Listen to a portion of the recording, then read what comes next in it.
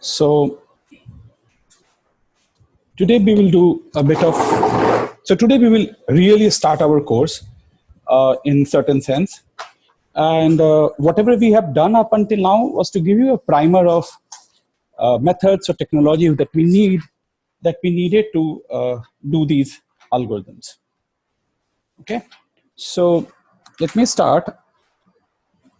So let me be very clear that this is basically another course on algorithms. Okay, and we will discuss some practical motivations or practical applications of what we are doing, but that would not be a goal of the algorithm, goal of the course. So we needed some background in probability, randomized algorithms, and some technical tools like tail inequalities, which I already have given to you over last 4 or 5 lectures. Okay, so basically this course could have been also told like algorithms for big data is an extremely broad topic, and basically this course could have been also told like streaming, uh, uh, what do you call it, some dimension reduction, and eventually some amount of data reduction. So 1/3 of the course we will focus on streaming, 1/3 of the course like dimensional reduction, locally sensitive hashing, similarity estimation, and things of this nature. And when the time comes, we will move to fast numerical linear algebra. Where, what I mean by this, like generally motivated by like SVD and how to like matrix multiplications and things of this nature. So the reason why this course is called big data, because most of these materials have evolved over last 20 years because of motivations from like huge amount of data which are floating around, as well as like invent of internet and things we would like to do with these things. But though many of these things have been developed like by people here and there, but gradually we started to see there is a lot of coherent themes in designing such algorithms and or these paradigms.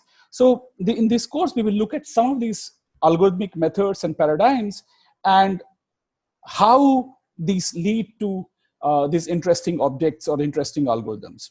Okay, so in my opinion, you should just think of this as another course in algorithms, where the algorithms are motivated by its application in the big data or the world of big data or internet or something of this nature.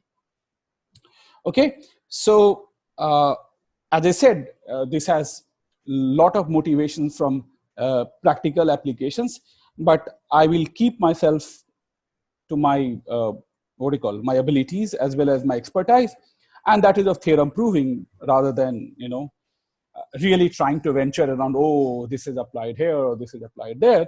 But I do not preclude that you might have interest in these things. So here are a couple of resources that you might find useful. So this is a book by book Mining Massive Data Sets by Lesokvik, Rajaraman, and Ullman. So they also have a book. There are some video slides, what we call book, freely available. Then there are some video lectures. There are slides at this, where that is a course where they are kind of trying to balance between the practical motivation as well as what do you call like these algorithms, like from where do they come and everything of this nature. So if you have an interest, you should look at this book or this website. And there's another thing which I would like to point out is like something called Apache Data Sketches, which basically has implemented all the algorithms which we will be learning in this course. So if you want to go and play around with those, you can directly go to this website and take those algorithms and you can play with those, as well as maybe you can modify them, add them, So if someone is actually teaching a course which is kind of balance between practical and theory, that person might like to use some of the materials which we will use, as well as some of the materials which is available on these websites.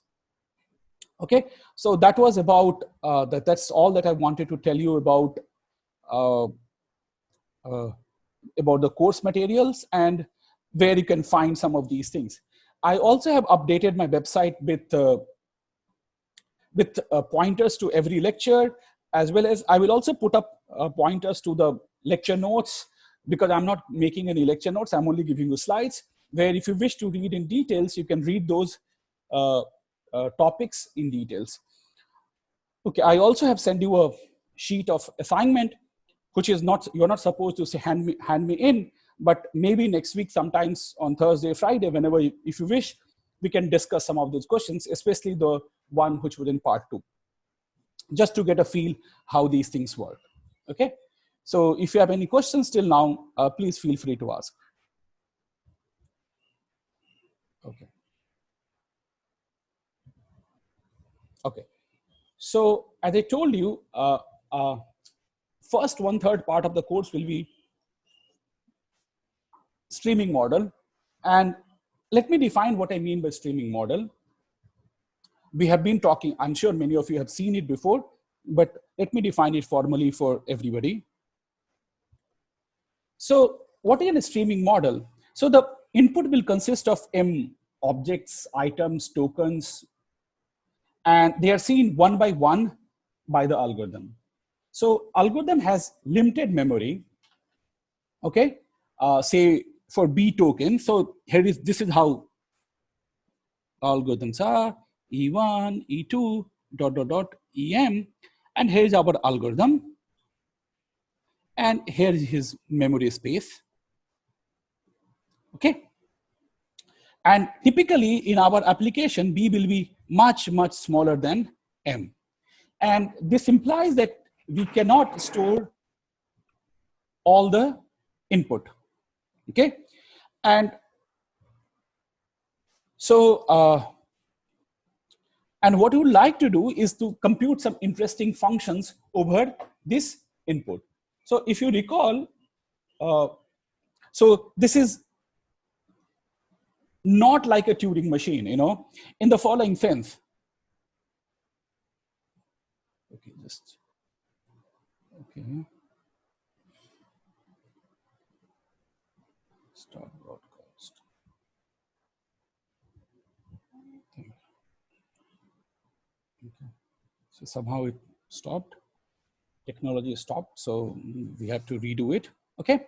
So if you recall, how does Turing machine works? So think of this M objects. This is like your tape. Okay. Now tape is coming one by one. Okay. Tape is coming one by one, and you are reading. But in Turing machine, what happens is that you can go over the tape multiple times. Okay. But here it is not. It is more like, you can think of this as like a DFA. Okay. Like a deterministic finite automata, where, I mean, you're going to read input just once, and you try to store some amount of information from looking at this data in your memory, okay? And you want to process you want to compute this function just by looking at the amount of objects which are stored in your memory location. So this is the model in which we will be working, okay? So the objects are coming in the stream, right? Algorithm just sees them one by one. And there are different model like look ahead and this, but we'll just fix ourselves to a more simpler model. And the algorithm needs to like see Z1, E3, and at the end, algorithm needs to compute some function by just looking at its memory content, okay? Which is much smaller than the whole object. Saket, yes. Question. Yes.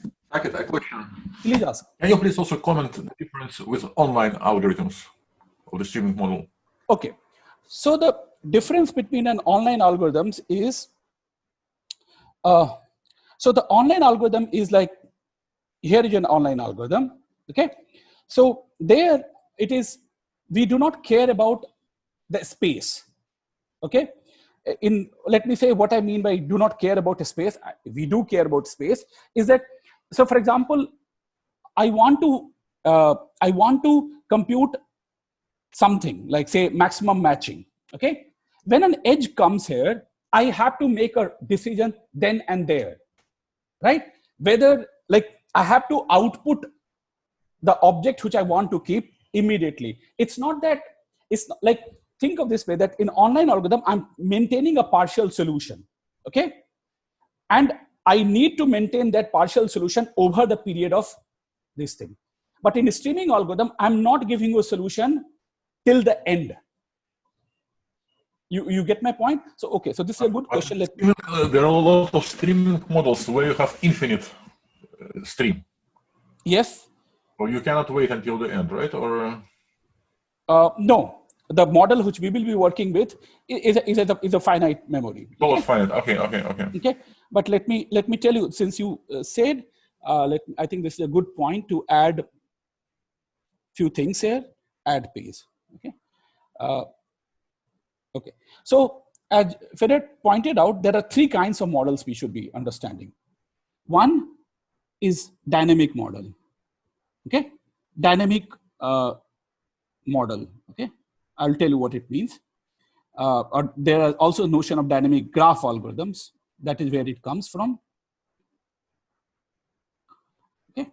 And then is streaming. And then there's an online algorithms. Okay. Okay. So there are three kinds of models where we actually deal with big data. So in dynamic graph algorithms or dynamic model, what happens? So maybe let me tell you the kind of things which we will generally see in the model, and then we will come back to this. Okay. That might help us visualize things a bit better. And then I will give you the difference between these three algorithmic paradigms. Okay.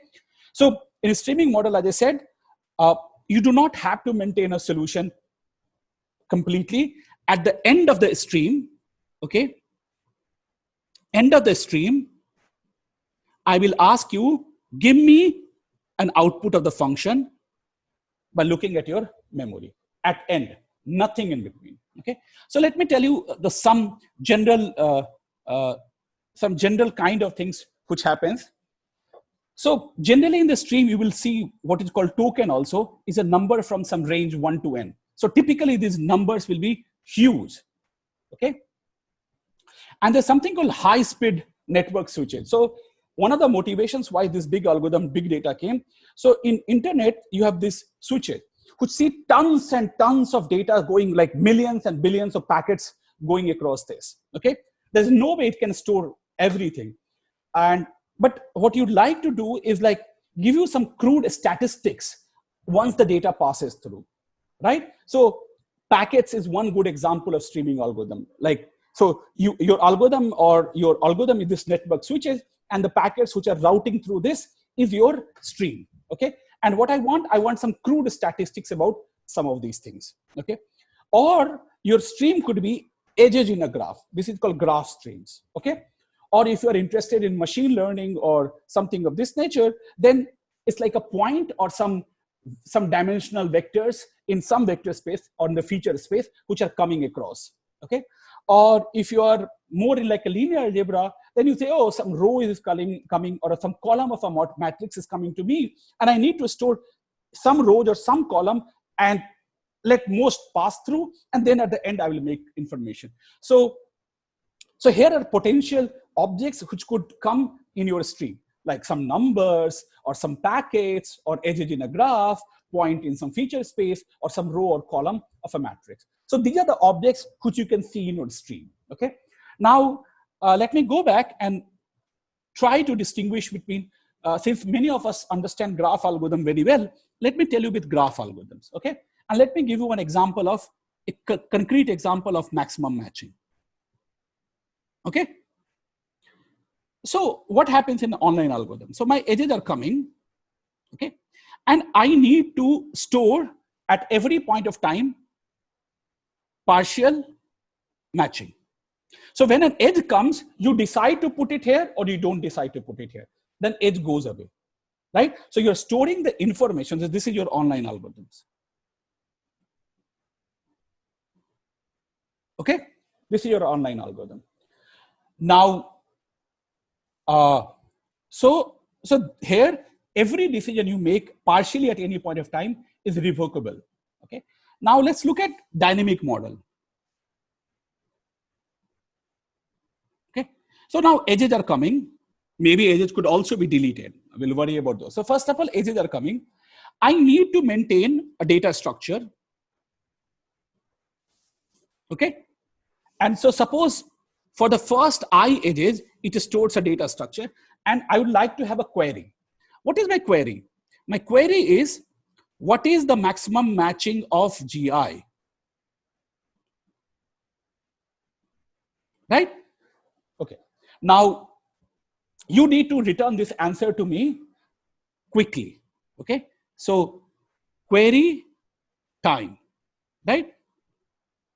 So, notice here, so the query time is important. Okay. I don't care about space. Of course, I care, but this is not something which people try to optimize. People try to optimize time and space, but the people who try to optimize in dynamic model is what kind of succinct data structure can I keep that your question, I can answer that question efficiently at any point of time in the stream, right? So if I have seen only EI, I will ask you, okay, what is the size of the maximum matching up until EI? Now, suppose when next EJ comes, your EI plus 1 comes, your objective is how to update your data structure. So there are two things, right? Update to data structure, right? And then query time. So this is what you're trying to optimize in the dynamic model, okay? So update time and query time. And we give less regard to a space, okay? Now in streaming algorithm, it is just slightly different. In a streaming algorithm, E1, E2, EM coming, I'm trying to keep a sketch. If you ask me a maximum matching, I say, I really don't know at this point of time. But at the end, I should be able to give you a maximum matching of G, or an approximation to a maximum matching of G. Okay. Now, what I care about is a space. What I don't care about is time I take on my sketch to output my solution.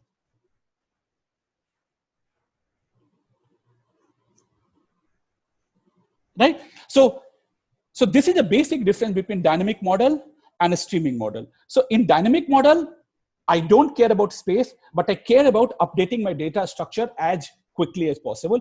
And I care about query time as and when you ask me this question. But in the streaming model, I will not answer your question till I have seen the full stream. Until I have seen the full stream, I have a sketch, or I have stored some amount of information. And based on that amount of information, I will give you. So for example, I would have seen the whole, and now I will ask, oh, the maximum matching of this graph is this, right? Now, but also I'm allowed to take exponential amount of time on this sketch. I do not care how much time do I take on the sketch to output my solution. Okay, so this is a two basic difference between dynamic algorithm and a streaming. Dynamic algorithm, yes? In the streaming model, is it possible to revoke the data? I mean, once I decide that I'm going to store it, is it possible to change it afterwards? What do you mean by this? Can you repeat the question? So for instance, one edge, I have decided at some point to store that edge, but then later on I want to change it, that I don't want to store it, but store something else. Is it possible to do that? No. Okay. Like you can store something which is coming in the future, but something which you have like, yeah. Look, that is same as, look, I want the edge which I have seen 10th place, you better store that information. You get my point? You cannot ask me like, okay, 10th edge which I have seen in my stream, give me that. No, I will not give you that. You better keep that information with you if you plan to use this already in your sketch. No, another point is that, let's say that I have decided that I'm going to store this edge at the 10th step, but at the 15th step, I get some interesting edge and I decide that, oh, okay, now I don't want to store it because I have limited memory. This yeah, so you can discard that. Oh, this you can do. This you can discard it. So like at any point of time, your memory shouldn't be more than something. Okay? Yes. And we're not allowed to come back like because it's like one pass model, right? Yes. If I use the term correctly. Because people also look at two-pass model or yes, yes, sir. So we will get to those models as we go, but for now we'll keep just one pass. Okay. So if you didn't put something in your memory, you cannot do it. You cannot come back to this. You cannot. Yeah. Okay. Right. But if you want to discard something so for example, you want to store a k-size array, you will see an example of this. And now suddenly you want to keep k+1, then you better evict one of the elements which are stored in this k-size array and put that in. Okay. So this you can do. But at any point of time, whatever is lost is lost.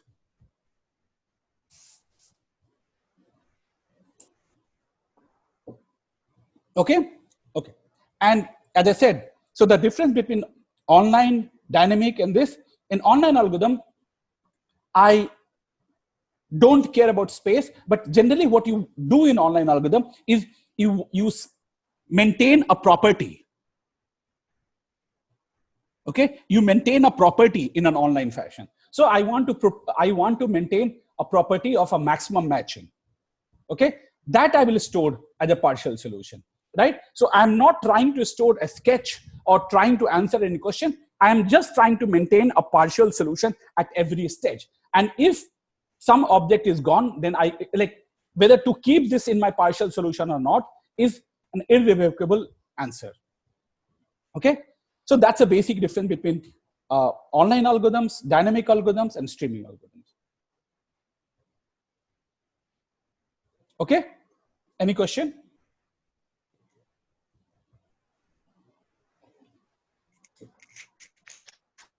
In online algorithm, we are just storing the partial solution, not any data, right? No. Okay.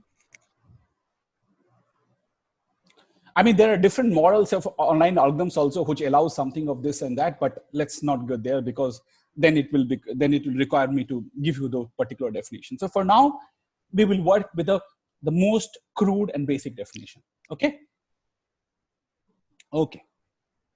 Okay. So I told you what are the potential objects that you could generally see in streams. And so the next important question to ask ourselves is, what is the motivation for streaming algorithm? Okay.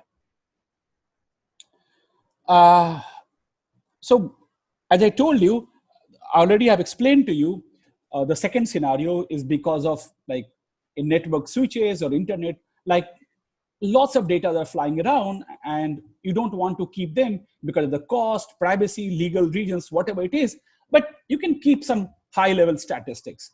So for example, Google does this, like how many people prefer this and passes this information to the company. It doesn't stores the name, address and everything, nothing, but it does store information like, oh, this object is liked by these many people. So look, this is a small information. So this is what I mean by high level statistics. Okay. And I use the word high level statistics because we will be using this in the term of high level statistics like F2 norm, F3 norm, and how to compute those. Okay.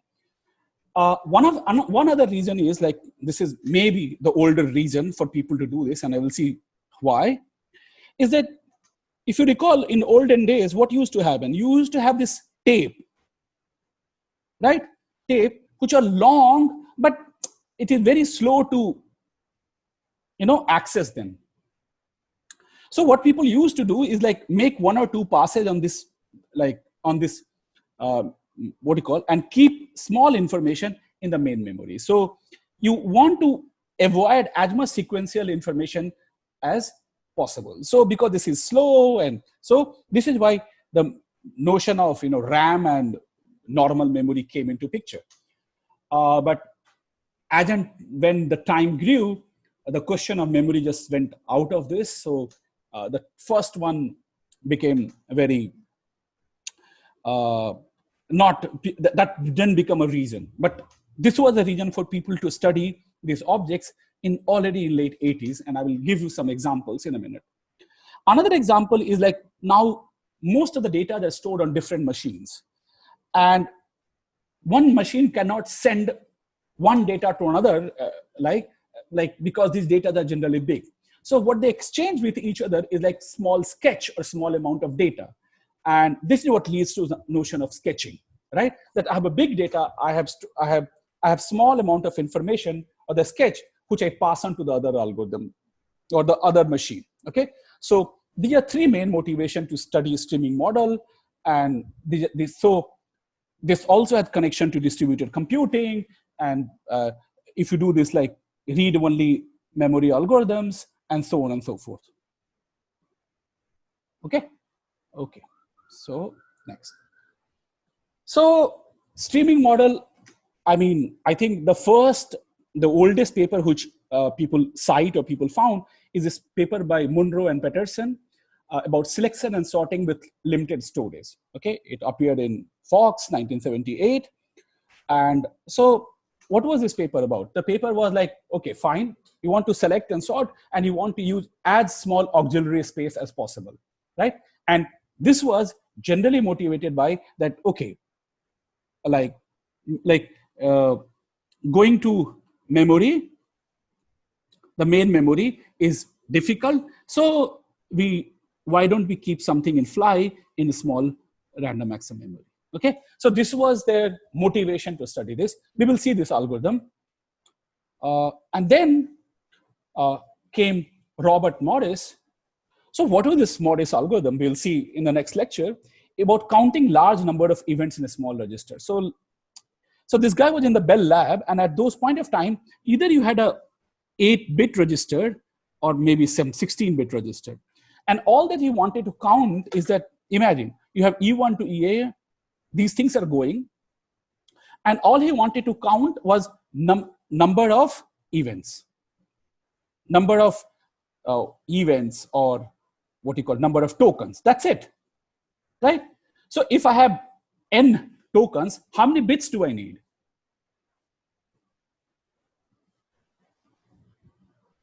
Anybody? How many bits do I need to store? All I need is numbers. Can you come up with a streaming algorithm for that?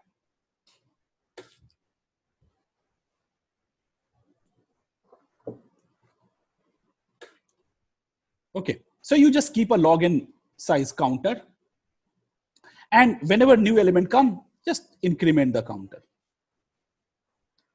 right? So this is going to take log n space. But if you have 8-bit register, even log n space is too much, right? So he came up with a very intelligent solution which only takes log n space. Okay, of course, there are some error. So we will see this algorithm, right? So it is just about counting. So this is the most fundamental statistics you would like to know. How many objects, right? And I can give you an approximation to that by taking only order log n space.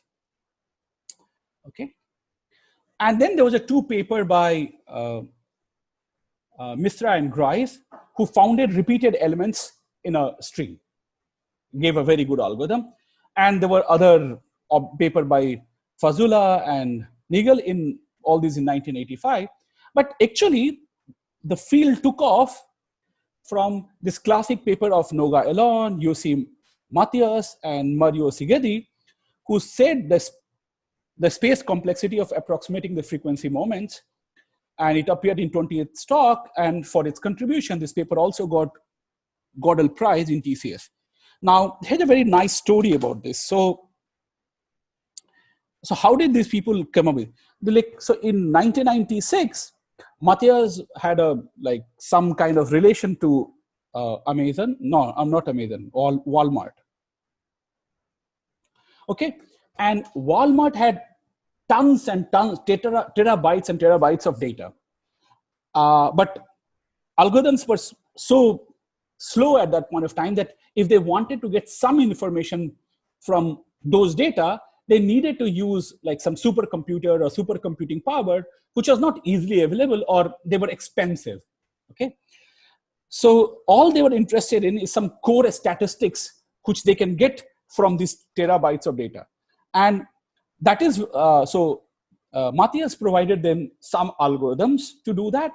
And the theoretical foundation of what algorithms he presented to them became this paper, and and this paper is considered probably the first breakthrough paper in the sense that it defines streaming the way it is, and this has led to 20 years of success of designing streaming algorithms. So you see, this is why I said that many of these things are actually motivated by practical needs. So it's a good story to know behind this beautiful algorithm. So in this course, we will see all the algorithms in next roughly in 5-6 lectures. And they're quite pretty algorithms, and they're very, very elegant. Okay, any questions?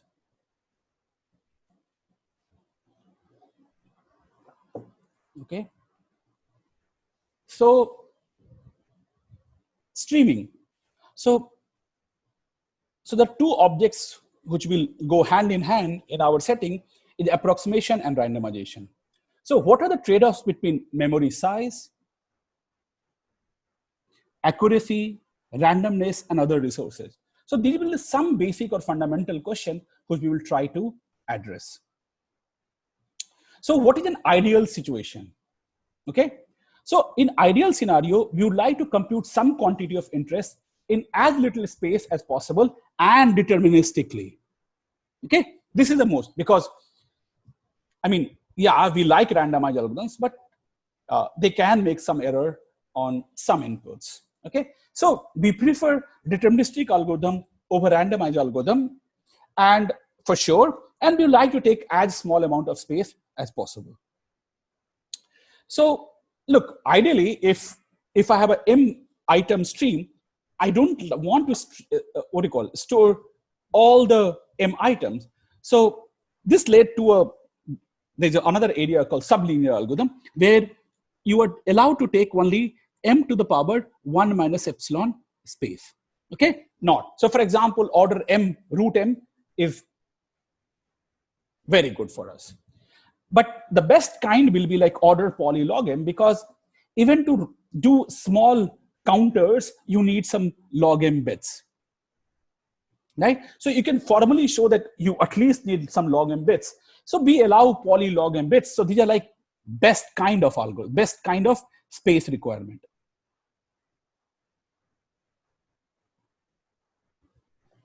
Right? And but unfortunately, here's your bad news.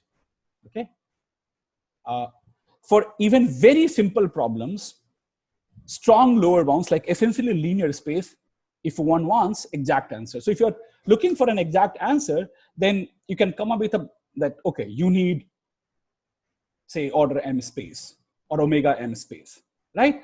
So I mean, even this is interesting. How do we go about proving this? So we will see some of these. They are not easy at times. Sometimes they're easy, just based on some counting arguments. But sometimes we need sophisticated machinery like communication complexity to derive such lower bounds. But here are some good news. So several interesting and useful results follow if you allow both randomization and approximation. And in this course, we will largely focus on some good news. Okay, so this is why I gave you this 4 or 5 lectures on randomization, because that will be our key tool. And approximation, it means that, okay, for example, I wanted to count number of events, like or number of tokens in the stream. I will tell you, like, well, I cannot tell you how many of it is, but maybe I can tell you M is like roughly between, I cannot tell you M, but maybe I can tell you some approximation of M. Okay, so M is between this quantity and some this quantity. And this is what I mean by, approximation, and we will see how to do these things. Okay, so 2 questions before we delve into this. Is the model clear? Right? And the kind of questions we would be interested in are these 2 things clear?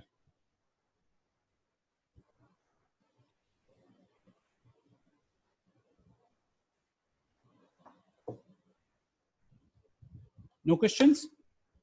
Okay. So I have set up streaming So what I have done up until now is we have set up streaming. We have set up questions.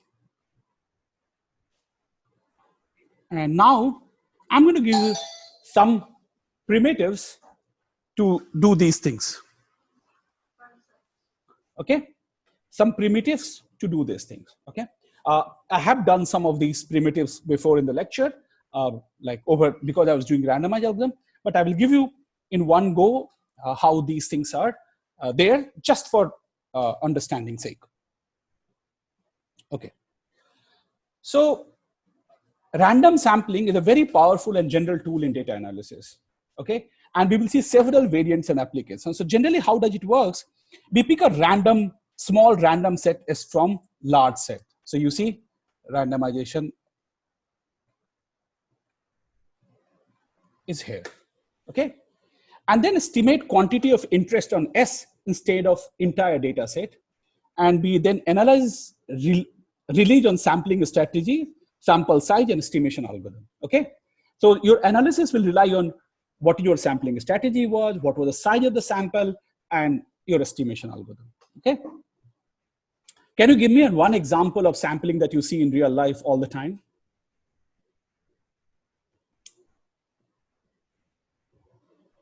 Anybody? Polls, Saket. What? Online polls. Online polls. Correct. But every time when you say something, I take some uniformly at random, it's sampling, right? Yes, but in real life. In real life. Yes. So so for example, like in US, they're going to have an election soon, right? In November. And now everyone is like doing some poll. And what do they say? Basically, they catch hold of sample of some certain number of people, 10,000 people or something. They ask for their opinion, and based on that aggregate, they tell who will win or who will not win, or who is leading or who is not leading, right? So, but why do we do sampling? Because not only because it is interesting, this is what we want, a space, and also because of the cost issue. Because, I mean, going to every individual and finding their opinion and then coming up with this is not always representative of, is not always feasible, as well as very cost inefficient. Okay, so this is why sampling is very prudent in our life. So, for example, this is one, or another could be which I thought the most actual example is now when you do COVID testing now. Exactly, I was about to come to this. So, but how do you do COVID testing, right? COVID testing for individual is fine, but so what do they do? So now to figure out that whether people have certain immunity or not, or what percentage of people have developed immunity, they randomly test some sewage water from several places, right? And based on that, they believe that, oh, so many people would have got. So this is another example of sampling, right? So this is another example of sampling, which is used, as Fedor pointed out, in COVID. So you see sampling all over the place. Or you could have sampled 2-3 lectures of mine and decided that this course is rubbish. I shouldn't be doing or wasting my time. So that's also sampling. Okay, but not of this kind. Okay, so all I wanted to tell you that sampling is evident everywhere, and so it will be an important tool in the algorithms which we are going to analyze. Okay. Okay, and there are two basic sampling strategies. One is uniform sample of size k from set of size n.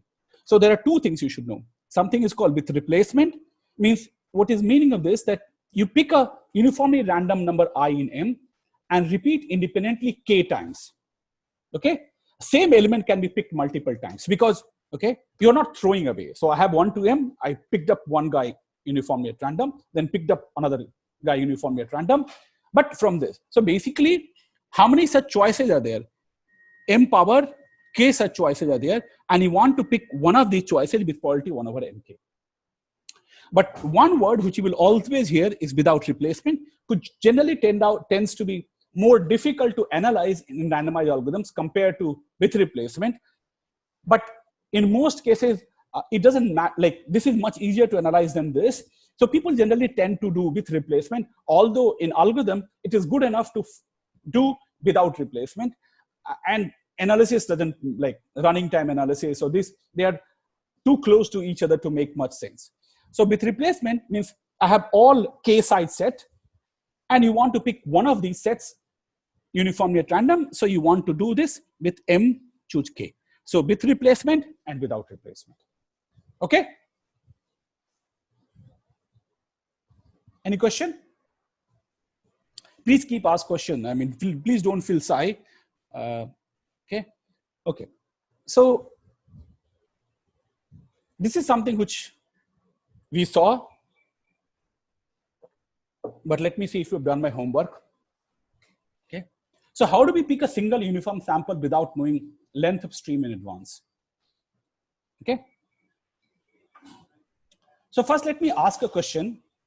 How do we pick if we knew the length of stream in advance? How will you go about picking it? If I told you that, okay, m, then how will you go about picking it?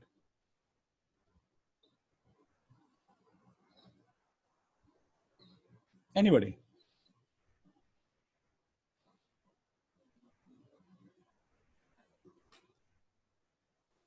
So in each step, you pick with probability 1 over m. Yeah, so this is a question. How do we pick? So you are right. Maybe what you're trying to say, cell length is m. Okay. So you want to pick a random integer r in 1 to m and store the rth element of stream as a sample. Am I right?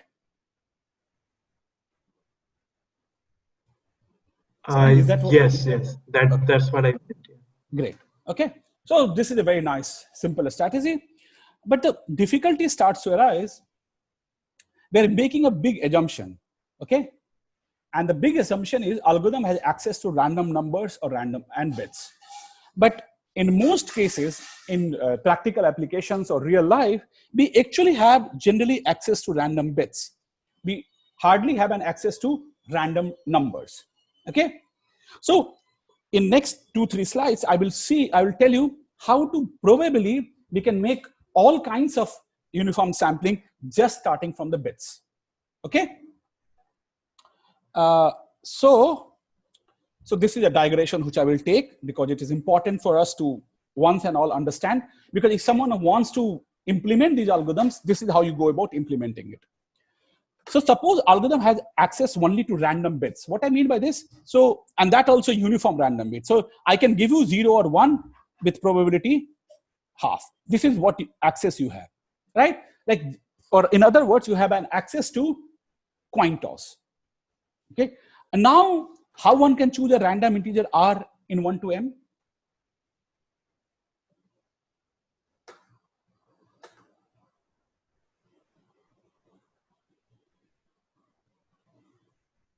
Do you remember? I did last time. Okay. So this is what we wanted to tell me.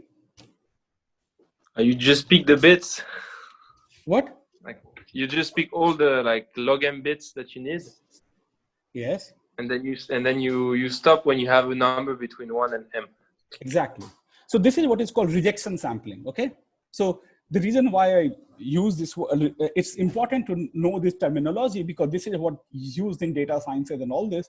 So this is called rejection sampling. Okay. So so what he says is that you let b equal to log m. So for example, I wanted to, so suppose my m would have been 5, then what is b? Is like 8. Right? Am I right? If m is 5, then b is like 8. No, b is like 3. Am I right? B is like 3. Okay. Now you use b random bits to generate an integer r uniformly in 1 to 2 power b. And this we know how to do it because for every bit, you just put your coin toss, for every bit you ask for a random bit, and you get a number between, basically you will get a number between 0 to 2 to the power b minus 1, but you just add +1 to get a world here. And if r belongs to 1 to m, you be output r, else reject r, and repeat. Great. So this is what we saw last time. And we saw another question which we saw, what is an expected number of iteration to generate a good sample? And what I mean by good sample, a sample which belongs to 1 to m. So what are we doing? So look, so basically I was looking to generate a number from 1 to 5 uniformly at random, but I'm generating from 1 to 8. Okay. And I generate a number from 1 to 8. If it is less than or equal to 5, I output, else I reject this sample and repeat this process. Okay. Now the question is, what is an expected number of iteration to generate a good sample? And we saw the answer last time. It was at most 2. And why? Because then, if you recall, we set up a proof using geometric random variables in the last lecture. So I will not go into details for this. Okay. So, but please know, this is how you do sample when from bits from any 1 to m. Okay. Okay. Okay. But this I didn't tell you last time. So how do you sample from uniform distribution over 0, 1? Right? It's no more finite. It's an uncountably infinite. It's like a real number. This is like a real number. Okay. So size of the sample space is uncountably infinite. Okay. How do we generate something from here? Have you seen this before, or do you know how to do it? And all you have in access to is 0, 1 bits or coin tosses.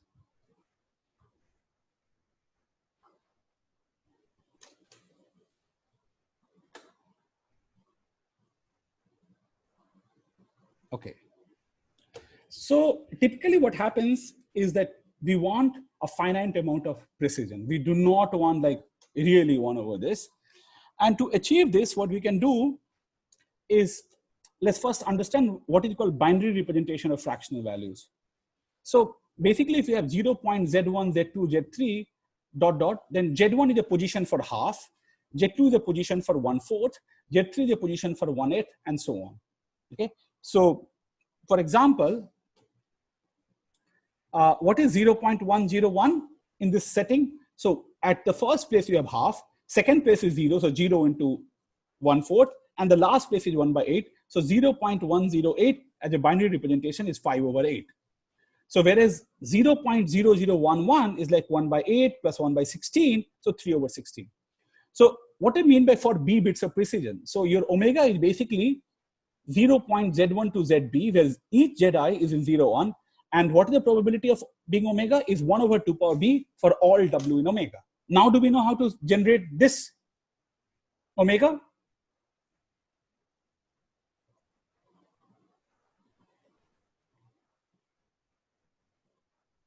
So suppose if I wanted to generate a number between 0 and 1, okay, number between 0 and 1, how will I generate here?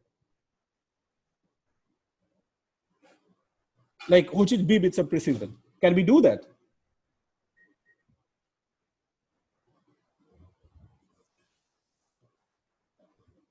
You can generate the sequence, no?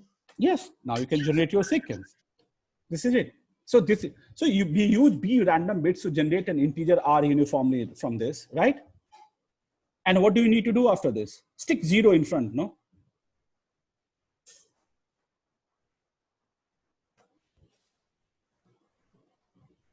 Right? So this is how you generate distribution over 0, 1, and as much finite precision you want, you just increase the number of b's to that side. So this is what actually we use in practice to generate a number in 0, 1. So if you want certain precision, then you just take that large b and you just use this to generate things. Okay? Any question? Okay. Okay. So another question, how do you generate a biased coin? So what we want is the coin with bias P. What I mean by this? So your outcome is again 0 and 1, but 0 with probability 1 minus P and 1 with probability P. How will you do this?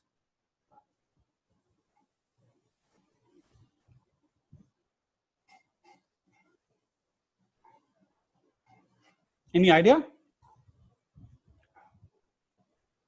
Maybe throw it several times. Okay. And then just count. So throw it 3 times and say how many ones and how many zeros you have. Okay. Or say if I give you a hint, can we use uniform 0, 1? So forget about precision. Suppose you have a way to generate a number from like uniform 0, 1, like infinitely, like they're countably, like infinitely infinite, this number. So suppose you can generate a number from 0, 1 in this interval uniformly at random. Okay. Then what can you do? You pick a number, and then if it's smaller than 1 minus P, you say 0. And if it's larger than 1 minus P, you say 1. Great. Okay. So this is what we'll do. Okay. So you generate X from this. If X is less than or equal to P, output 1, else output 0. Right? So basically what you have done, here is your interval 0, 1. Okay. And you put P here. Right? So if I generate a number, if it falls here, what I do? I output 1. If it falls here, I output 0. Right? So, but if you notice, like what is the probability that you will fall here? So it's basically, since it's a continuous probability, it's like basically the length of this interval, which is P. So with probability P, you will end up here. So this is fine. With probability 1 minus P, you will end up here. So this is fine. Okay. I mean, there are more details, like how do you make this happen with a small amount of bits and this. So, but I will not go into that. Okay. I'll put that in exercise, how to, but this is an idea. Okay. Hello. But Yes? I have a question. Yes. Yeah, but when we are picking uniformly from, I mean, a random number from 0, 1 uniformly, we are making it precise up to some bits, right? No, so I told you, right? So these things also can only be done with certain precision. You cannot do this. So for now, let's believe that uniform 0, 1 gives you literally a uniformly from this uncountably infinite numbers. It gives you number. Okay. So it's really uniform over 0, 1. Okay. Okay. Okay. So, but yeah, you're right. If we have to do these things, it will depend on how bits computations are done in the uniform 0, 1 setting.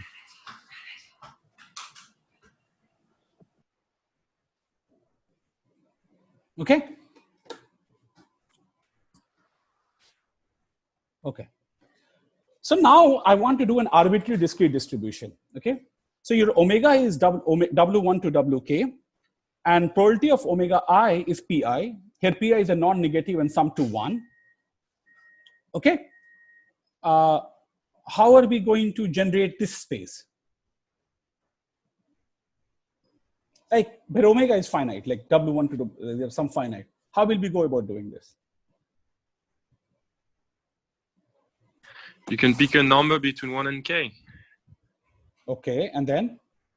And then pick if you get I, you just take WI.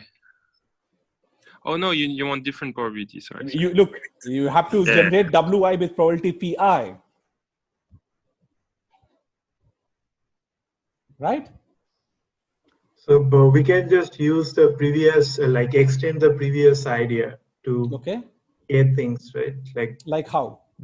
We can pick a number between uniformly at random between 0 and 1, and and if then? it falls in the first, say, in the first 0 to P1 interval, or if it falls in the next P1 to P1 plus P2 interval, and so on. Sure.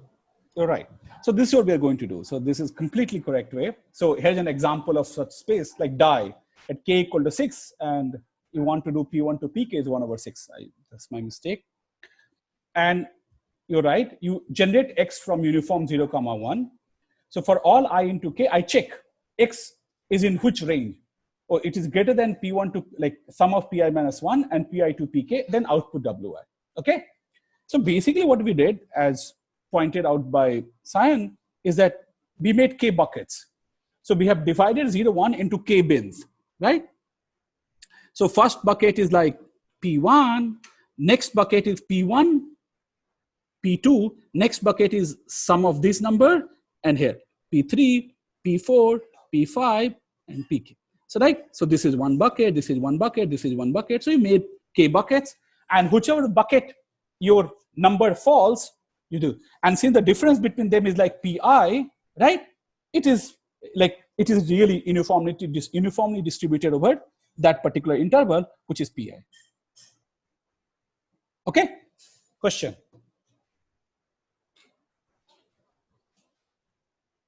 Okay. So basically what our algorithm is, x uniformly from 0, 1, and then output the index of the bin that it falls into, right? That's it. And the chance of falling into ith bin, the way we have divided the bin, is exactly Pi. Okay. Okay. So now we go back to reservoir sampling. Okay.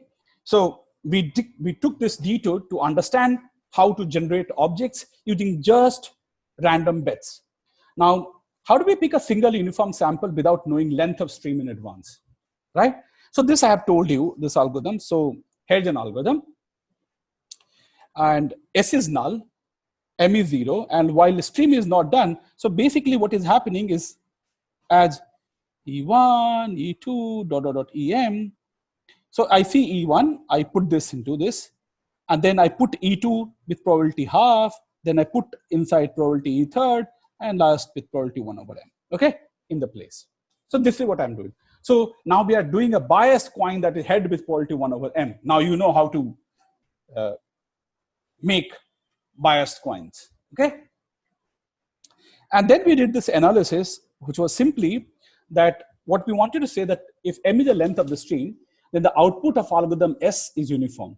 That is for any j, 1 to M, probability that S is Ej is 1 over M. And how did we do this? We observe that S equal to Ej if Ej is chosen when it is considered by the algorithm, which happens with probability 1 over J. And none of the Ej plus 1 to Em are chosen to replace Ez. So all the relevant events are independent. So we can compute this. This is the probability that you have gone. And this is the probability that none of those guys have been selected to be part of this. And if you just take the telescopic series, you will get 1 over M. We can also actually prove this using induction on M, okay?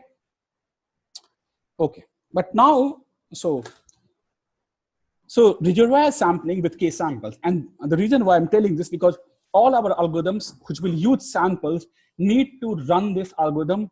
This is how you keep your samples. So I want to pick k samples for k greater than equal to 1. And how do we do this? Like, I mean, we might be interested in 10 samples, 20 samples, 30 samples. How are we going to do this? Any idea? Suppose if I wanted with replacement, can we do easily then? Right? So you just run the reservoir sampling with k tokens, right? And each item, so when I say with replacement means each item can appear in one of these guys. So when some Ej comes, the jth item, with probability 1 by j, you replace him here. With probability 1 by j, you replace it here, here, and here, and here. And they are independently happening, right?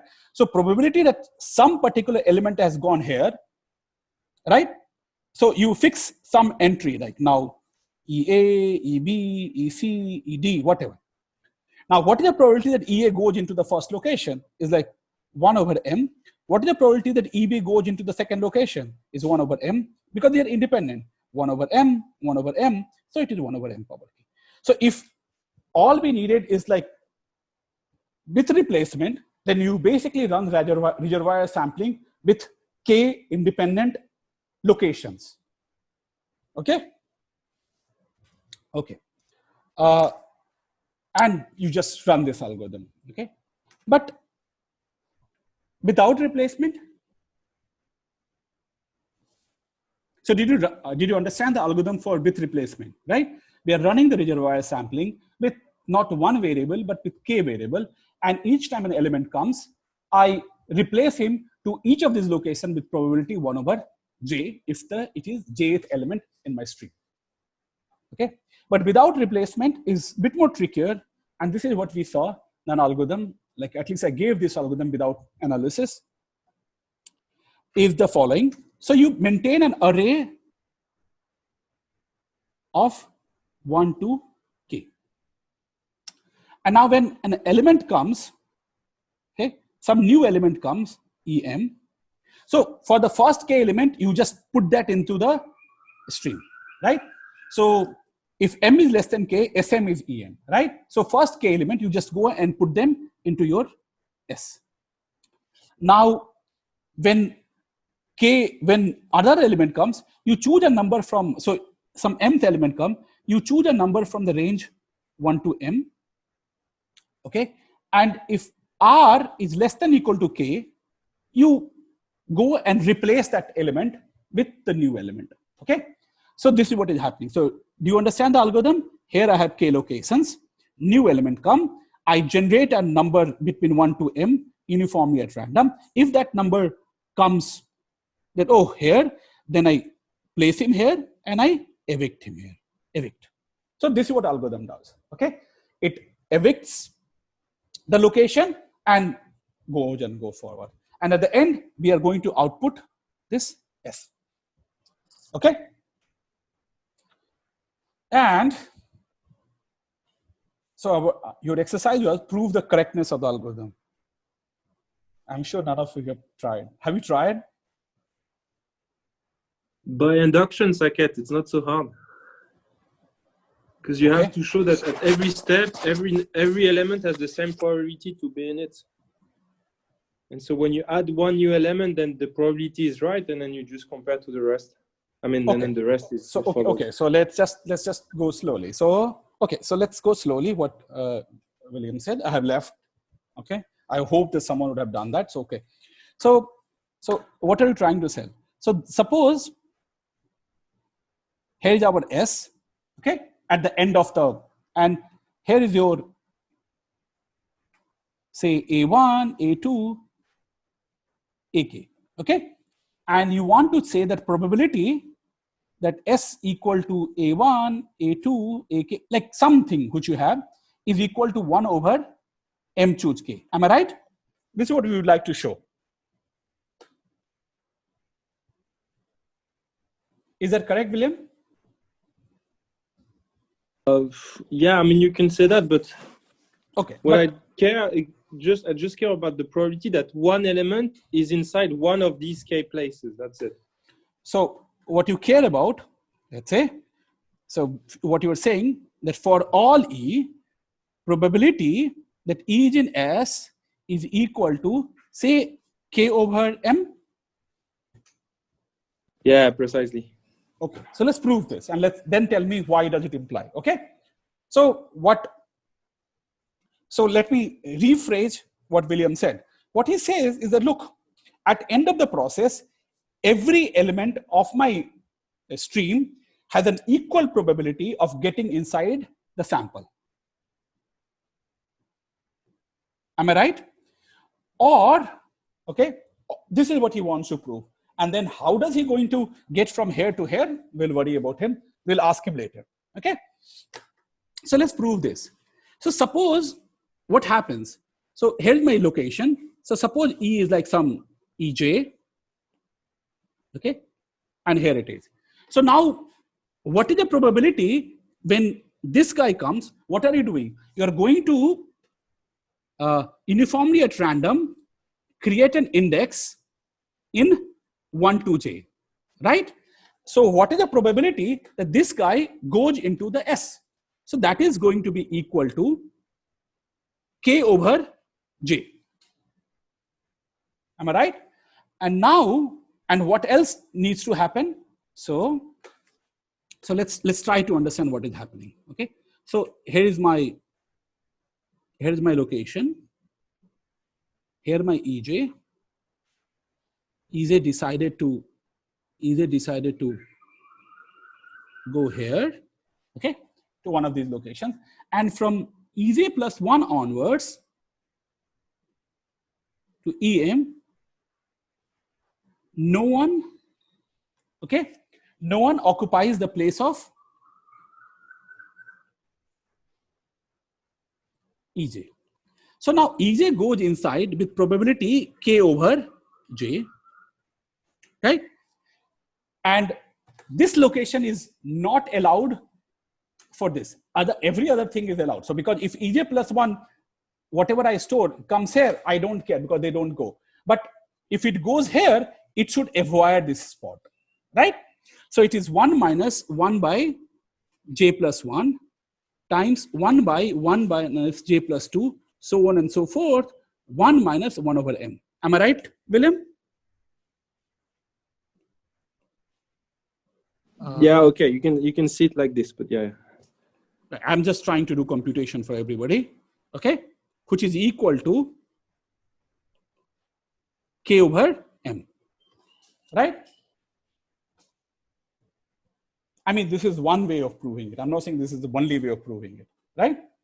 So what you have shown to us is that every element in my, if I go back, so we have proved this, right? For every E, probability that E belongs to my sample is K over M. Okay? So William, now tell me, why does this imply this?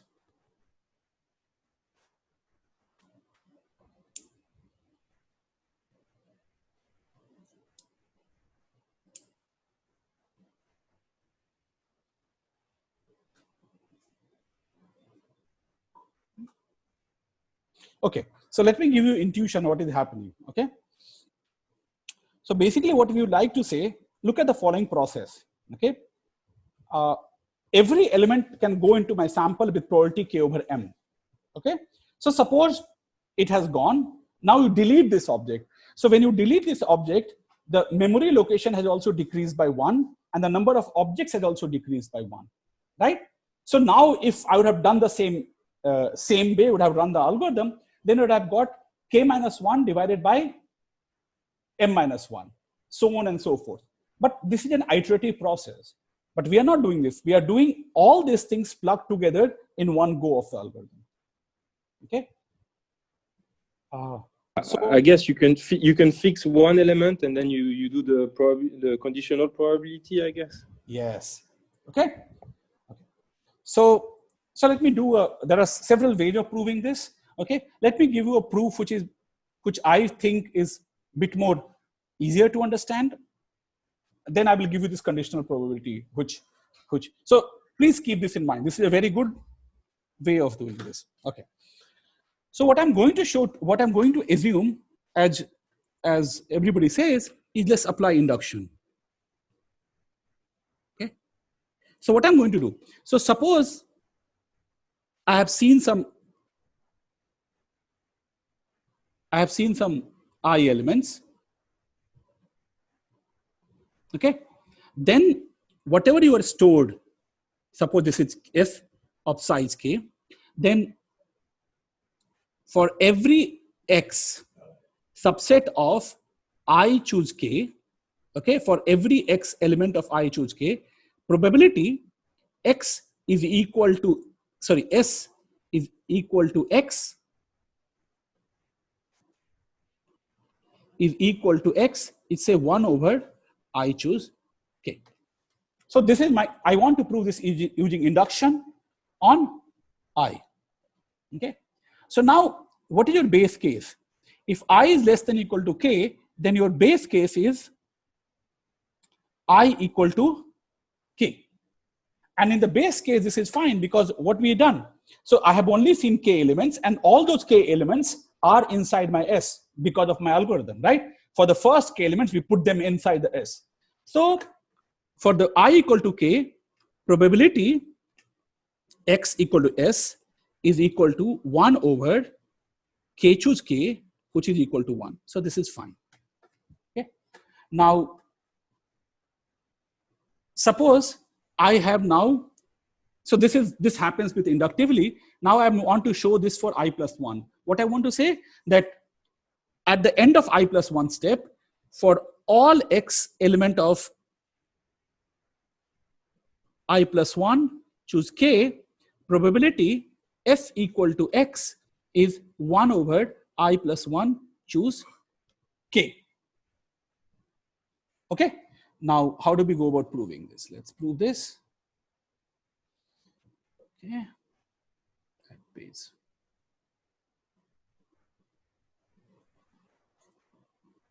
Okay. Now, you fix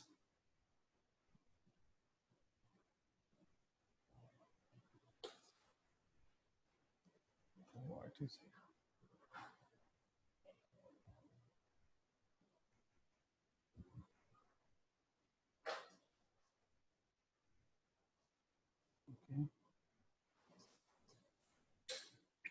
Okay, so here is your ith, and here is your ei plus 1th element.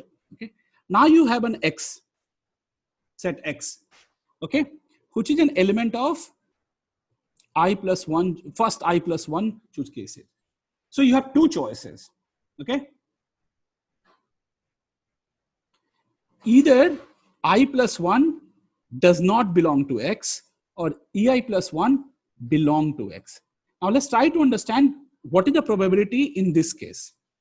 Okay, it means x is between first E1 to EI, right? Now, what happened? Why did, so at EI plus 1 stage, my set x already is in S, okay?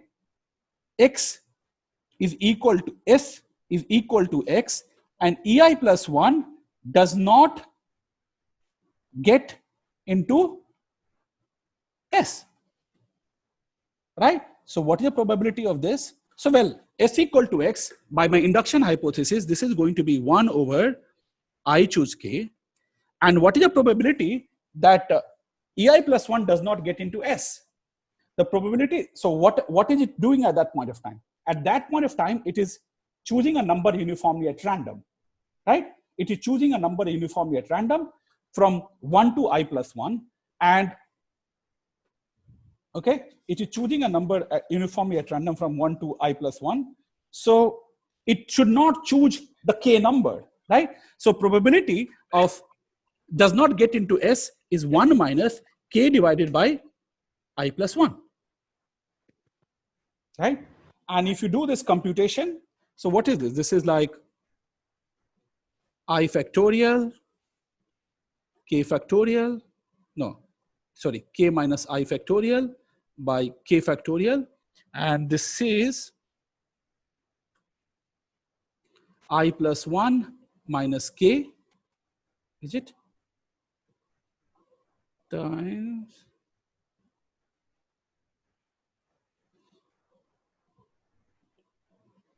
yeah, I hope this is correct. Okay, I factorial k minus I factorial times I plus 1 minus k divided by I plus 1. Right? Or I did something. Should be in the denominator. No? K factorial should be in the numerator. I factorial should be the first term needs Yes. some fix. Yeah, this is not correct. This is not correct. Okay, this is not correct. See? Okay. So this is what? I choose k is like, okay, this is my mistake. So this is I choose k. So this is like I factorial here, and I minus k factorial here, and k factorial here. Right. Right. And now everything starts to make sense, right? I factorial in this is nothing but I plus 1 factorial and I minus k factorial into k factorial. So this is I plus 1 minus k. So this is like I plus 1 minus k factorial times k factorial, which is 1 over I plus 1 choose k. Okay? Okay. So in this case, we are good. Okay. Now let's look at the next case. Look, I'm doing from the basic principle. There are also a clever way of doing it, but just. So now let's assume that EI plus 1 belongs to X. So what happened at this point of time? So just before this process, here was an S. Okay, here was an S which contained some set of elements, right? And so let's call that set X prime. Okay. Now, how did you get X from X prime is the following process. From X prime, we removed some element and added EI plus 1 to get X. This is how it is. Okay. Now, what are the possible of this? Okay. Now, X prime is nothing but X minus EI plus 1. Right? What do you call it? Say X tilde is this. Now, this set is fixed. So now potential possible X tilde, possible X prime is nothing but X tilde plus any element that is not in, any element that is not in X tilde and EI plus 1, right? So how many such elements are there? Okay, how many such elements are there? So look, totally we had I plus 1 elements, out of which k minus 1 is not allowed, right? Because that is basically X tilde. And then another EI plus 1 is not allowed. So basically I have I plus 1 minus k such sets, right? So potential X primes, how many potential X primes I have? Number of potential X primes are I plus 1 minus k. Now, so what is our probability? So EI plus 1 is in X. It means I must have potential X prime in S just before this information. So that is like I plus 1 minus k 1 over by probability by induction hypothesis is same as getting I choose k. Now what is and now I should move, like I should remove that particular location, right? So for particular element, so the probability is that I get inside X prime is k over I plus 1 times, but I want to remove a particular element, right? So that is like I choose that particular location, so that is 1 over k, which is like 1 over I plus 1. So what terminology, what terms I get? Let me say. So the terms I get is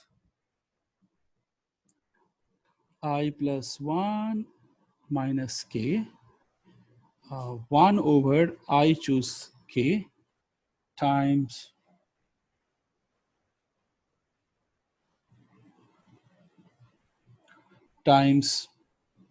basically 1 over I plus 1. Okay, this is what we get. Now I think this should give what we want, I plus 1 minus k, and this is nothing but k factorial, k minus I factorial by I factorial divided by 1 by I plus 1, right? And then we are done, right? This is exactly equal to k factorial, k, oh, this is, what did I minus k factorial. This should be I minus k factorial. Okay, so this will become I minus 1, I plus 1 minus k factorial divided by I factorial, which is 1 over I plus 1 choose k. Okay? Okay. And there are other proofs which I will not do now, but I will write it down and give it to you. Okay? Which is more like what, which is also very nice proof, which William was pointing out to. Okay? But to do this, what we have to show here is that, look, yes, it is true that every element has an equal probability of being this. So now what you have to say, okay, look, so suppose I condition myself that one of the location is taken, then what is the probability that of other elements to occupy other this thing? Then you can prove this is k minus 1 by m minus 1. Oh, then now I condition on these two things. What is the probability of? So in other words, what happens is that if you look at a location, if you look from the location perspective, then it is uniform over all the elements, right? Because every other element can to this location with probability 1 over n. Okay? Okay. So I think at this point of time, I will take a 5 minutes break and then we'll continue after that. Okay?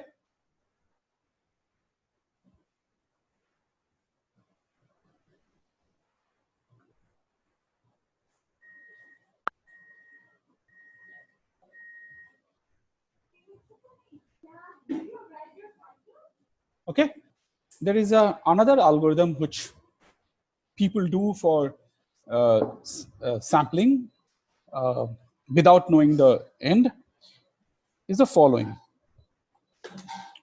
So this is like k samples without replacement alternative. So what we do, and this is quite a sleek algorithm, okay? So this is based on the following intuition or idea.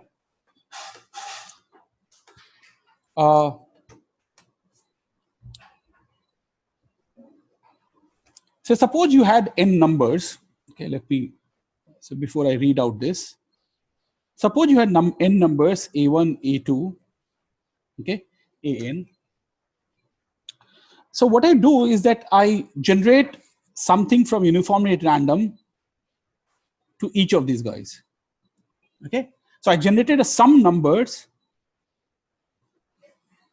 between 0 and 1 or 0 and 1 uniformly at random. Okay, and I have assigned this to these n numbers or m numbers. Okay, now what happens is that, so now you sort these numbers based on the key value. So what is the key value? The random assignment which I have made. Okay, now the chances that any one of them become least or the largest is equally likely. Okay, so this new sampling procedure is based on this. Now it's a very sleek algorithm. Like, so it's like what it tells us that, look, if you have n numbers and you want to do uniform generation, is that like for each of these guys, or let's put it this way, like if you knew these n numbers, you can come up with an n factorial. Look, if you knew all the n numbers in advance, then what I could have done is that I could have taken a random permutation of these numbers and then output the first k items from this permutation. Now, what will be the, so look what I'm doing. So I have some n numbers, forget about streaming or non-streaming, okay? I have n numbers, here's another way of generating k items from this. You do random permutation of n and you output the top k guys. Now, what is the probability that this is uniformly at random? Well, look, how many the good possibilities are there? So you fix your k items. So the fixed k items should go here. K item should go here. So that is like k factorial, right? And remaining guys, I don't care. So basically, all these k guys will go here and any permutation of them is valid, times n minus k factorial for the other guy, out of n factorial, and this is basically 1 over n choose k. Now I would like to simulate something very similar, but I don't have all the all the n numbers to start with. Okay. So what I do now is that, okay, fine. What I will do is that so imagine that the another way could have been is that, okay, I have n numbers, n1, like A1, A2, AN. Now for each of them, I generate some random number, A1 to AT, some uniformly at random numbers. Okay. Now I take the sorting of these guys. Okay. And then output the K guys. And then we can show that, well, this is a good, this we can achieve with probability 1 over n choose K. Now, how do we do this in a stream? Okay. So this is how you do this in a stream, is that, okay, I do not have access to this, but what could I have an access to? I could have an access to these guys, right? And now, if I could have an access to these guys, what do I care about? I care about the top K values in my sorting, right? If I can show to you that, look, K top guys are, if I output the items or the elements here with the K top values with respect to random assignment, then I'm very good. So what does this algorithm does is that whenever the current item comes, it generates a theta m in 0, 1 and stores in S the min K, M items with largest theta values. Okay, and while output S. Okay, so what is this algorithm trying to do? So it stores in S, okay, minimum of K, M items with largest theta values. So if number of items are small, it just adds everybody like up to M. But if it goes more than M, then it should do something. So now how will you implement this algorithm? Can you implement this algorithm? So what do I need at the end of this? In S, I want top K elements with respect to my random assignment. Can you do this in streaming?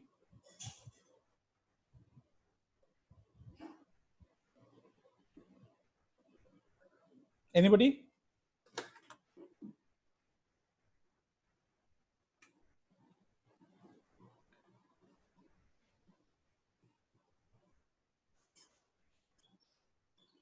So here your array S, right?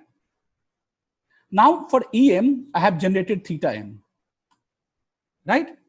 Now I'm looking for the largest theta values. Okay, so I go and check.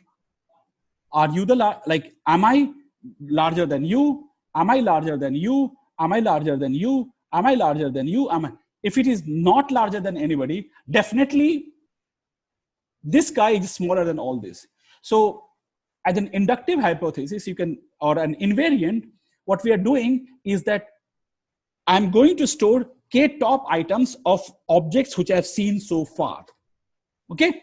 So if this guy can replace any of these guys, why it is able to replace these guys? Because, well, it is able to replace because he has found some element which is smaller than him, right? So then, or he should replace from here the guy which is smallest from here. Okay. So what does theta m should do? Replace from S the smallest element, right? Now, clearly, I have maintained the invariant that, oh, what are the property? So these are the guys who were the top K guys of numbers I have seen so far. Now the next number come, I want to still maintain that for up until now, I have to maintain this. So look, so now when this guy comes, what can happen? It can think of this. So up until now in the S, say up to say some EJ, I have kept first top K guys of the sorted list of up to EJ, right? Now the EJ plus 1 come, what can happen? Now, if you look at inserts and sort, well, either it is after him or it is somewhere here. So if it is somewhere here, you find the right place for him, right? So if it is right place, it means the lowest guy here will move out, right? So basically we're doing insertion sort with just first K guys, okay? So this is why you can maintain this data structure and keeping only K top values. You don't have to do anything else. Okay. Now, a lot of people might ask this question is that, okay, this is time when people try to do much smarter analysis. So the way, this is the first algorithm people came up with for replacement. But notice that to find this median, whether to replace him or not, it will take, the way at least I explained to you, it will take order k. But I could have just stored these k elements in the heap structure, min heap, right? Then in just log k time, I can order log k time. I can maintain this data structure, as well as like by checking the minimum and checking whether I'm larger than the minimum. If it is, delete that and then insert this element into this heap. So this will take you order log k per step. So then people were thinking, can we make this like into order 1? And that is how the reservoir sampling came. If you notice that takes just order 1 time to maintain your data structure, right? And if I just kept the array, it takes k. If I maintained as a min heap, it takes order log k. But if we do reservoir sampling, then it just takes order 1 time. And the reason why I told you this algorithm is because this algorithm is very easy to generalize in a different setting. So let me say what I mean by different setting. Okay. So we'll give a proof to this via this, and it requires a bit of continuous probability, and that is also a reason why I will give you only proof idea. So now the stream has m items E1 to Em. Now each item has weight Wi, which is greater than 0. Want to pick item I in proportion to weight. Okay. And this is useful in various settings. Formally, probability that EI is chosen, how do you want to choose? You want to choose with proportional to weight. Means Wi by W, where Wi is its weight and W is the max of all this. So if you notice, Wi is 1, then this is 1 by M, and this is uniform probability, right? Okay. So if I wanted to just choose one element, then I can just do reservoir sampling as before. What I mean by this, you toss a biased coin that is head with probability Wm by W. If coin turns up head, you just replace it in that location and this. And you can show that this, for each element, this happens with like probability EI chosen is Wi by W if you do this algorithm. Okay. So you can prove this. This is just like the way we did analysis before. If you do this analysis, you will be able to get it. Okay. But what is more interesting is weighted sampling with k samples. Again, with replacement, it is easy. Like you just run the same algorithm several times, right? With a k different memory location. But what we will be interested in is without replacement. And what does sampling without replacement even mean? Okay. So to do that, we will have the following algorithmic process. Okay. If k equal to 0, you do nothing. Okay. Else, sample one item in proportion to weight, remove from set, and recurs with k minus 1.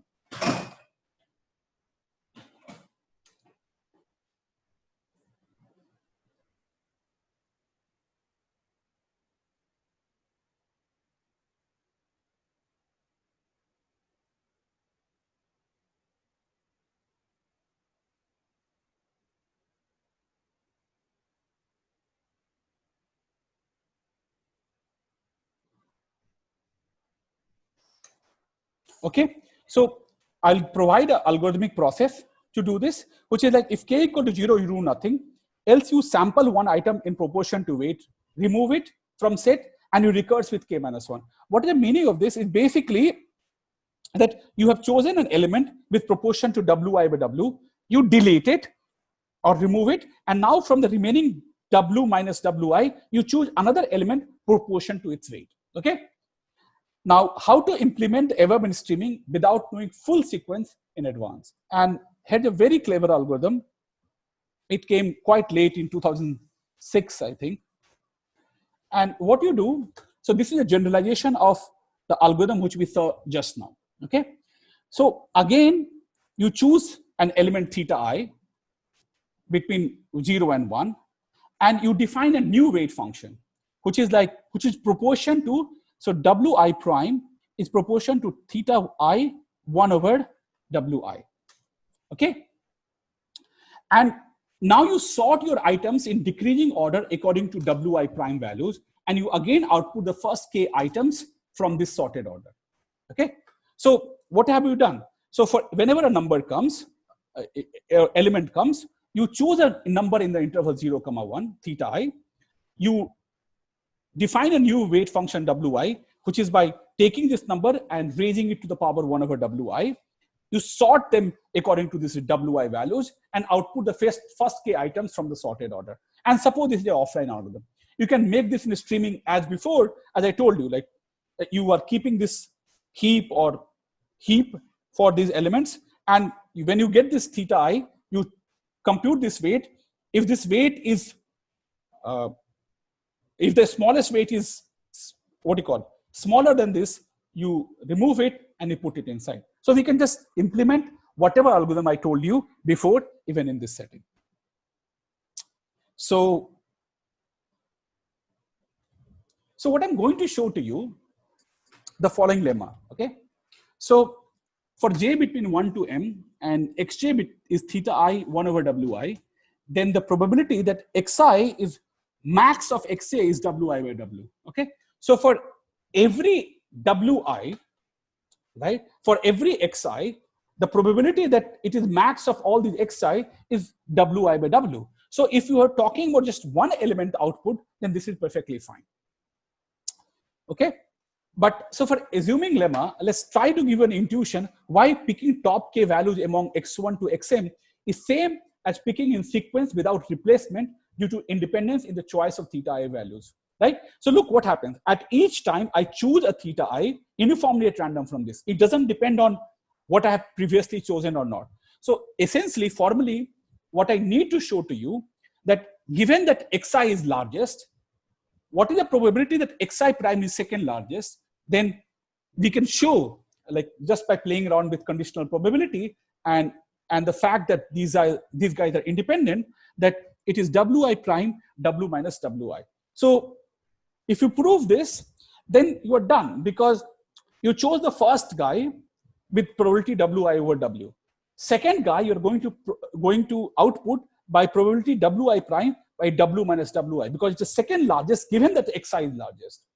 Then you will say what is an xj prime is the third largest given this is largest and that is largest is some wj prime W minus Wi minus Wi prime. Okay, so this is why this process mimics the process as I told you before. So you first pick an element with probability proportional to its weight, remove it, then you pick another element proportional to its weight, but with respect to total weight which is remaining, and so on and so forth. Okay, so let's try to give you a proof to this lemma in a while. So just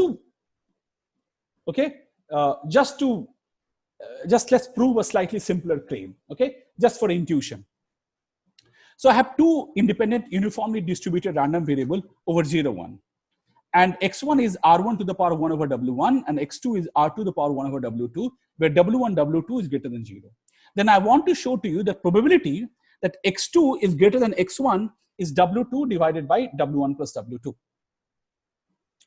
Now we have to make our hands a bit dirty because we are not working with a discrete probability space.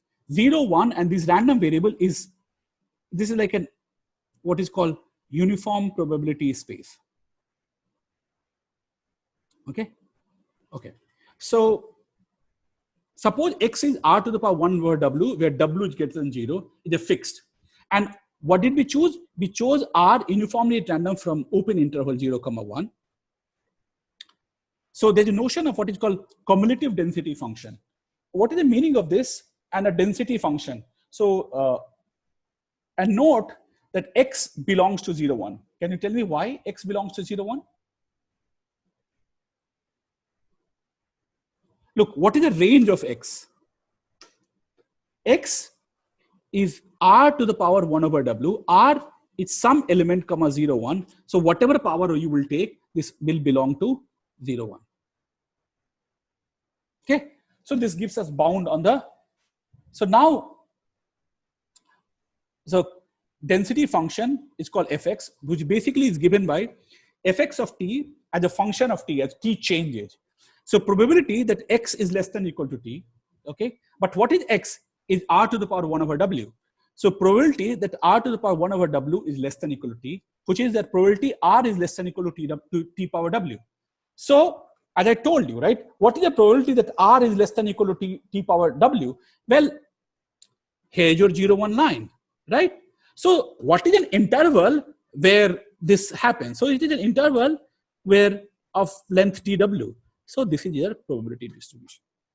And what is fx of t? Is like, what is the probability at place t, okay?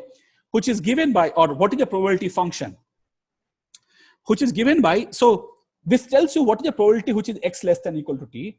So how will you give this? It is like, okay, so the probability function is given by as, you basically take the derivative of the density function. Why? Because if you look at wtw minus 1 dt 0 to 1, right, you will get exactly this quantity, right? So basically this tells us what is the probability of x at t, okay? And this is what is the probability x takes the value at most t.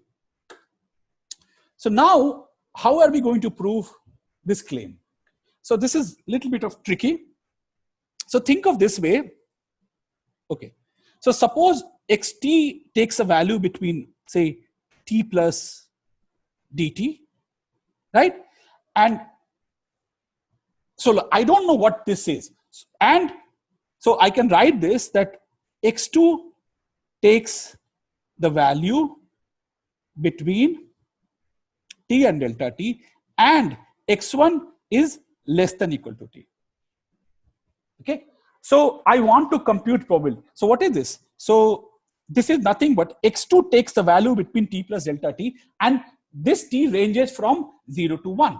So this is why we will get integral over 0, 1 t plus d delta d is fxt dt, and this is probability that x1 is less than or equal to t, right?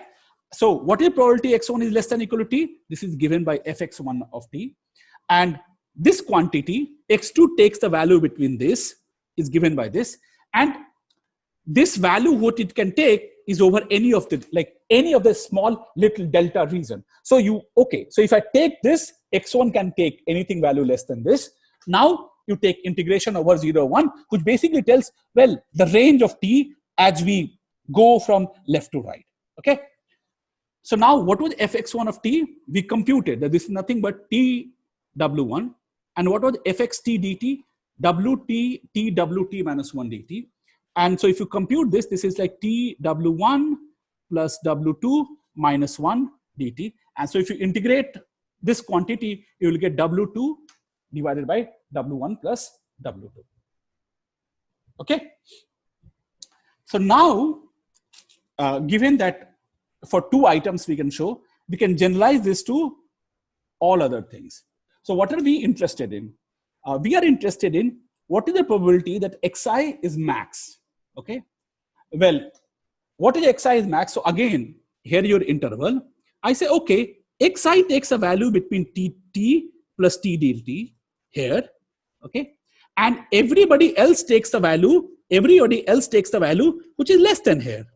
Right. So j not equal to I, product, this is probability that x1 is less than t, probability that x1 is less than t, probability x2 is less than t, probability that x3 less than t, except I. So what I have done, I have fixed what value t takes, and I multiply with the probability that everybody else takes value less than this. Now, since it is continuous, I don't know where it ranges from. I say, okay, fine. Let this t range between 0 and 1. And so f of xi t takes value this. So for that parameter t, this gives me the probability that, okay, if fxit takes this value, then this is the guy who takes this value. Okay. Now I substituted. So remember, so what did we computed here? That f of xt is t power w, right? And so now with different function, what is this? Xi is going to be xi probability that xi is less than equal to t is going to be t over 1 time 1 over wi. Sorry, t over wi. So except wi, which is here, this is a product here. So this is why you get t to the power w minus wi. And this is given by this. So it becomes t to the power w minus I wi dt. And if you do the integration, you will get wi by d. So what we have been able to prove? So we have been able to show to you is that probability that if I take xi is this, then this is maximum is wi by w. And which implies that at least for the case 1, right?